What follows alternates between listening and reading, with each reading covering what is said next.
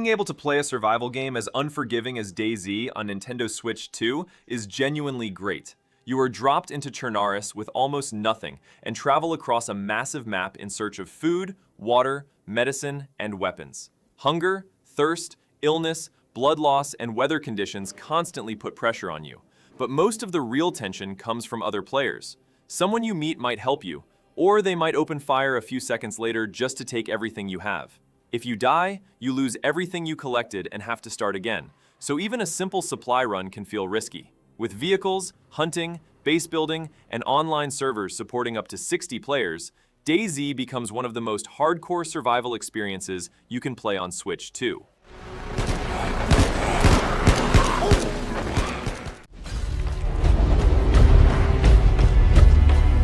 Valheim combines Viking mythology with classic survival mechanics and gives you a huge world where you can truly build your own story. In its procedurally generated world, you explore new biomes, gather resources, craft weapons and armor, and build everything from a small shelter to a massive Viking settlement. As you progress, you sail across the sea, discover new islands, and prepare to face increasingly powerful bosses. The food system is not about starving to death. Instead, the right meals give you bonuses to health, stamina, and regeneration. You can play alone or survive together with up to 9 friends. What still makes Valheim so good is how naturally exploration, base building, crafting, and boss progression all fit together.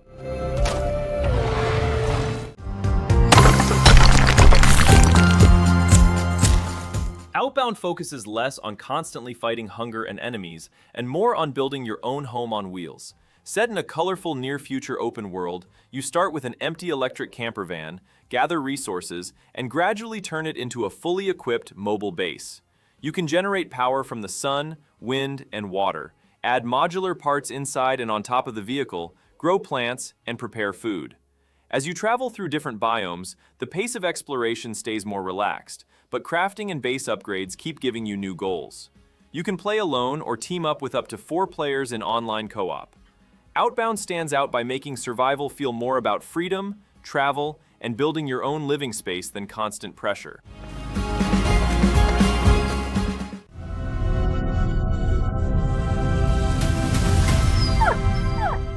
Fallout 4 Anniversary Edition takes you out of Vault 111 and drops you into the ruins of Boston, 2 centuries after nuclear war. As the sole survivor, you search for your missing son while traveling across the Commonwealth, facing mutants, raiders, and different factions. The choices you make can also change how parts of the world and story unfold. The survival side becomes much stronger when you enable survival mode. You scavenge for materials, craft weapons and armor, build settlements, and deal with systems like hunger, thirst, disease, and sleep.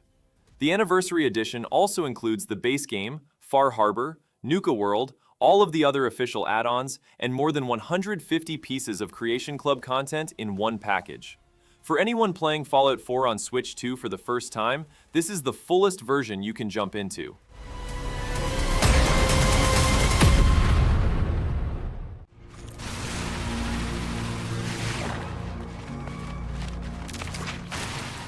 No Man's Sky takes the idea of survival and expands it beyond a single planet into an almost limitless universe. You land on procedurally generated planets, gather resources to keep your life support running, craft new technologies, and upgrade your ship as you travel to increasingly distant systems. Each planet offers different weather conditions, creatures, and resources, so exploration keeps bringing something new. You can build bases, trade, survive in dangerous environments, and gradually shape your own interstellar journey. The Switch 2 edition adds full multiplayer, settlements, higher resolution, enhanced visuals, cross-play, and cross-save support. No Man's Sky still works so well because it brings survival, crafting, and exploration together on a truly massive scale.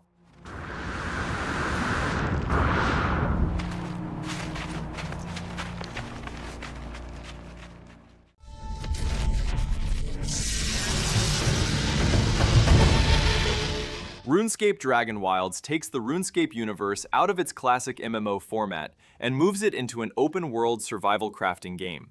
On the continent of Ashenfall, you gather resources, build shelter, craft weapons and equipment, develop different skills, and gradually push into more dangerous areas. One of the most interesting ideas is how RuneScape's skill system is tied directly into survival gameplay. Activities like woodcutting and mining level up over time, unlocking new abilities and spells. Some spells can even completely change the way you gather resources. You can play alone or explore with up to 3 friends. The goal in Dragonwilds is not just to survive, but to grow stronger, prepare for the dragons of Ashenfall, and eventually reach the Dragon Queen.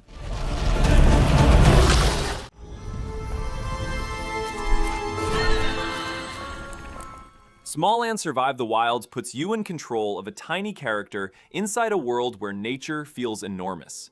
After living underground for centuries, the small folk return to the surface, and you become one of the pioneers trying to find a place in this dangerous world.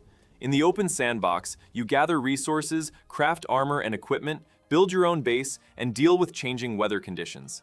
The real hook is the creatures around you. Grasshoppers can carry you across long distances, spiders can move through dense vegetation, and birds can take you into the air once you manage to tame them. You can even build permanent bases high in the great trees, while online multiplayer lets up to 10 players explore and survive together. Smalland feels different from most survival games because its tiny scale completely changes how the world around you looks and plays.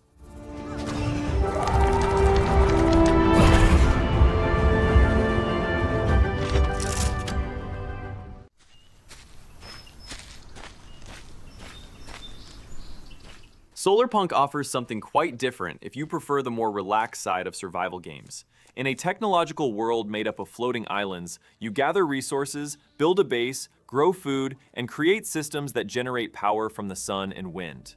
As you progress, you can automate production, upgrade your own airship, travel to distant islands, and search for new resources. The survival pressure here is not as harsh as in DayZ or Valheim. The game focuses more on crafting, exploration, and expanding your own living space.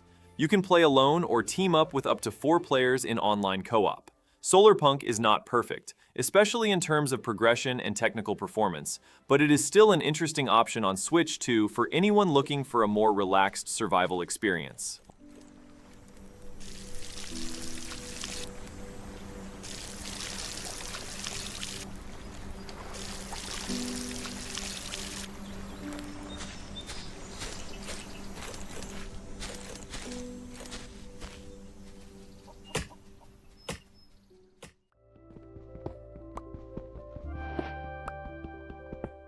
Minecraft is one of the games that helped make the survival genre so popular, and the Switch 2 version gives it a much more modern look on Nintendo hardware. In survival mode, you start with nothing, gather wood and stone to craft your first tools, build shelter to protect yourself from creatures that appear at night, and gradually work your way from a small cabin to massive structures. As you explore, you head into caves, find more valuable resources, craft better equipment, and eventually travel to completely different dimensions like the Nether and the End. Vibrant Visuals comes as the default visual mode on Switch 2, bringing improved lighting, shadows, and environmental effects. Split-screen and cross-platform multiplayer also let you play together locally or with friends on other platforms.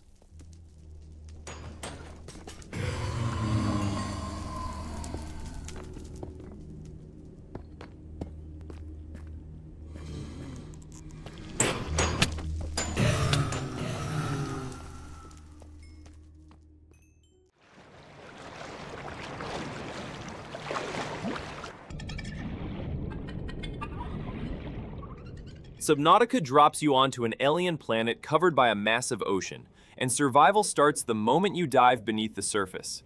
After crashing on planet 4546b, you start by gathering food, water, and basic materials, then craft better equipment that allows you to explore deeper and deeper areas.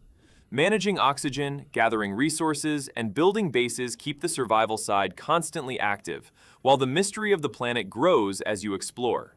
Calm coral reefs gradually give way to dark caves, enormous creatures, and depths that can feel genuinely unsettling. The Switch 2 edition makes the experience much smoother, with resolution up to 1440p, a 60 FPS target, and optimized controls. Subnautica works so well because it keeps your curiosity alive, while also making you wonder what might be waiting below.